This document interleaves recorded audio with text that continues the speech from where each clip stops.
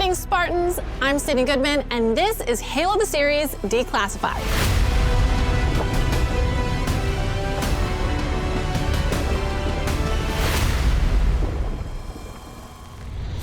This week's episode of Halo the Series saw Master Chief reprimanded for a lack of judgment. Admiral Keyes, I know. You know nothing.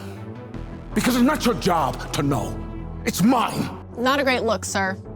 And since I don't want to get reprimanded too, I've got to tell you, there are spoilers ahead. So, if you haven't seen this week's episode, grab a bowl of ramen, stream Season 2, Episode 3, and then race back here so we can talk about it. Speaking of ramen, later we get an exclusive look behind the scenes at the creation of the Reach Undercity, including its famous ramen eatery. And if that's not enough, I'm so excited to interview Natascha McElhone, who plays Dr. Catherine Halsey, and Shabana Azmi, who returns as Admiral Margaret Parangoski.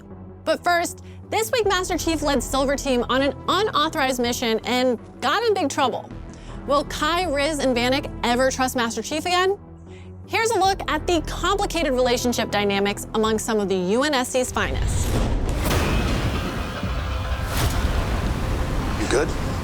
Yes, Master Chief. We're going again. Something you want to say? It's hard to ignore MC's behavior for the first half of Season 2. This seem right to you? Master Chief's relationship has evolved over the course of the 2 seasons in a really pleasing way for me as an actor to get to play. He definitely goes off the rails. Cobalt's flight plan. I saw it. They changed it. Riz's relationship with Master Chief changes quite a lot, actually, through Season 1 into Season 2, and it's between seasons, pelletless, and coming into Season 2, that I think it's the first time Riz is finally questioning things and looking at Master Chief with new eyes. You lied to us. I told you what you needed to know to complete the mission. There was no mission. Season 2, Master Chief shows the same traits of the vulnerability that he had and, being sort of erratic. He's a dichotomy between a super soldier and a normal human being with human emotions. They haven't seen what we've seen. They don't know what we know. He's in a tortured headspace, maybe as usual, but maybe even more so than usual. I think we find Master Chief in a very interesting place of feeling things in different ways that cause him to make different decisions for himself. Ackerson thinks there's something wrong with me. What is the role of agency in being human versus this very clear role of being this super soldier and taking his orders and direction without question from the UNSC? They were here. I can prove it. Not like this.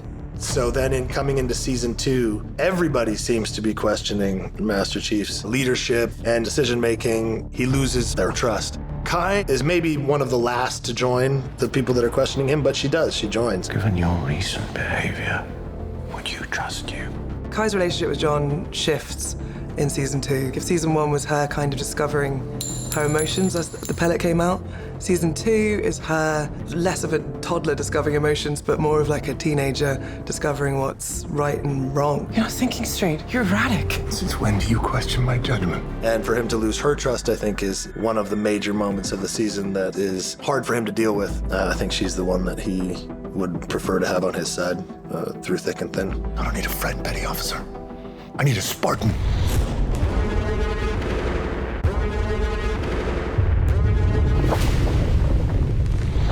I never thought there would be so many issues between the Spartans, but there's no one better to help us get to the bottom of it all than the Spartans creator, Dr. Catherine Halsey herself, Natascha McElhone.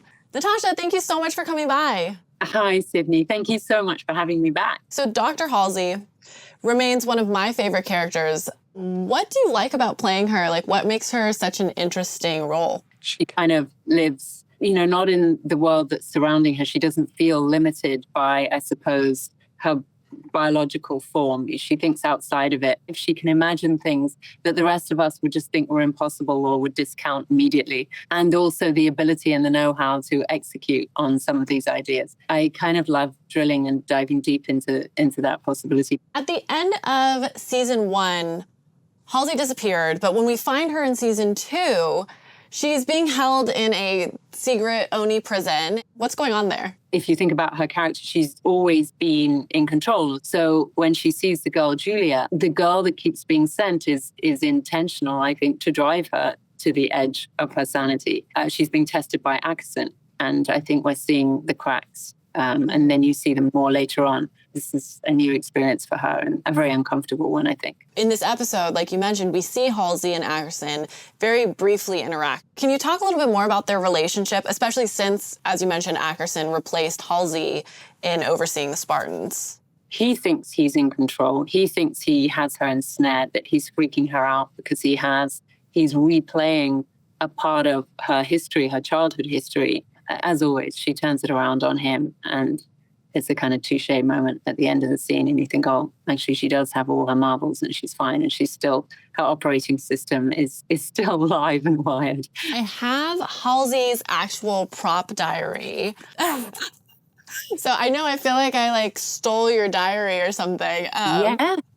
But so this is actually a background Easter egg for fans of the games and is one of the fun details that the producers brought into the show. So how do little details like this help with your performance of the character? I love that book so much. It's kind of interesting that she has this book. You wouldn't think she would ever go analog. And so it was great for me to have all these clues to her character and the way that her mind worked, which were taken from the game and from the lore. Amazing. Well, Natascha, thank you so much for coming by Declassified and sharing a little bit more of Halsey with us. I appreciate it. Take care.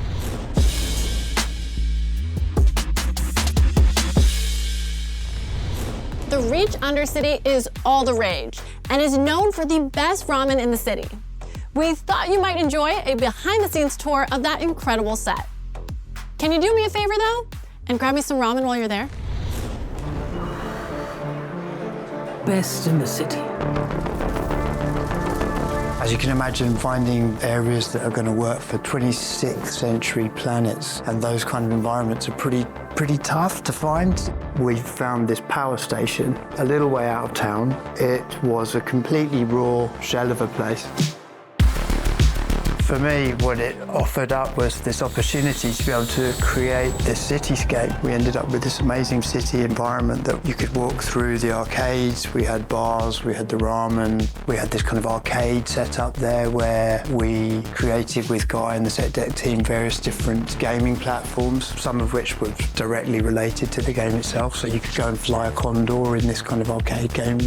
We had key scenes where Master Chief goes to meet the Cortana-like hologram within one of these pay-per-view booths. Welcome back, customer. Setting your visual parameters. And there is our task. It's to try and find the realism within these communities, be it on Sanctuary or in Reach, so that you could see how people live, understand what it's like to be off duty as one of these soldiers, what it's like to see the groups of friends that they have, the places that they would go and hang out, and to realise that everybody is like you or me. You know, this is a recognisable reality. Try it.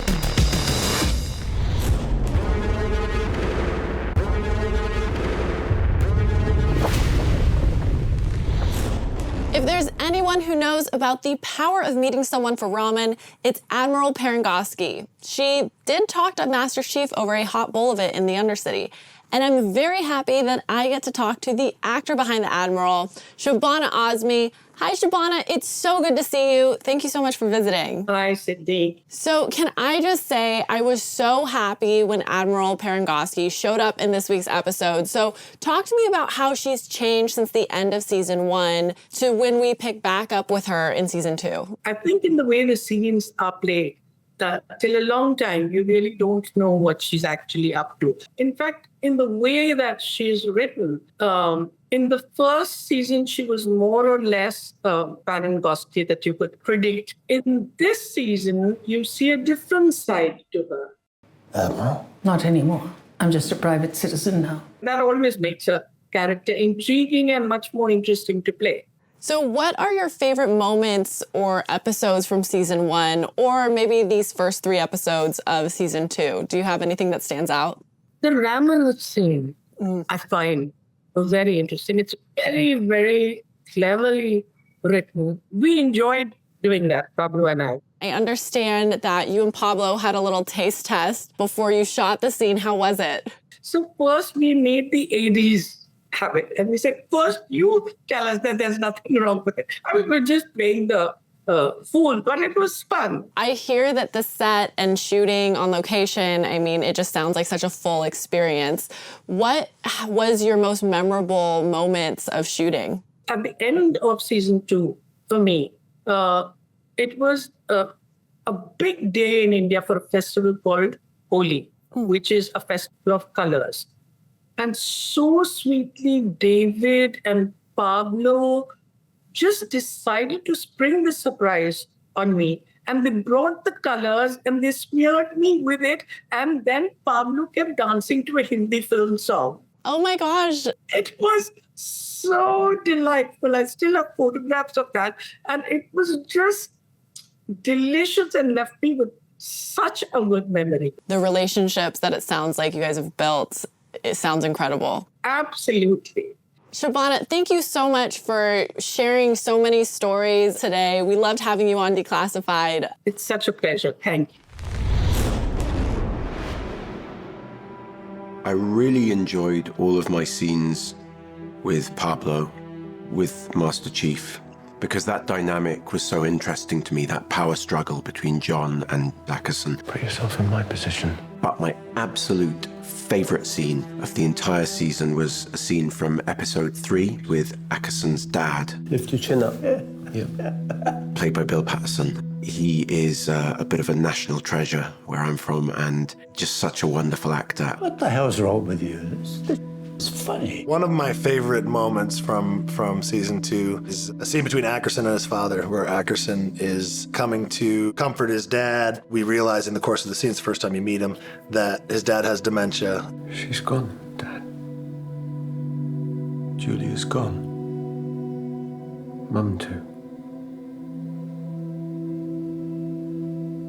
Yeah. It's just this heartbreaking rendition done by an amazing actor named Bill Patterson of the loss of memory and the pain around not being able to remember the things that you should remember. It's just you and I know that.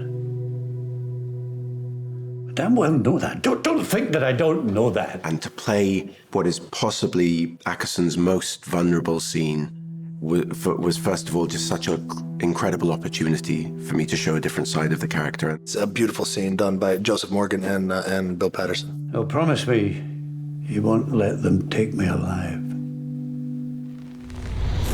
I had such a great time this week. It was awesome talking to acting powerhouses Natascha McElhone and Shabana Azmi.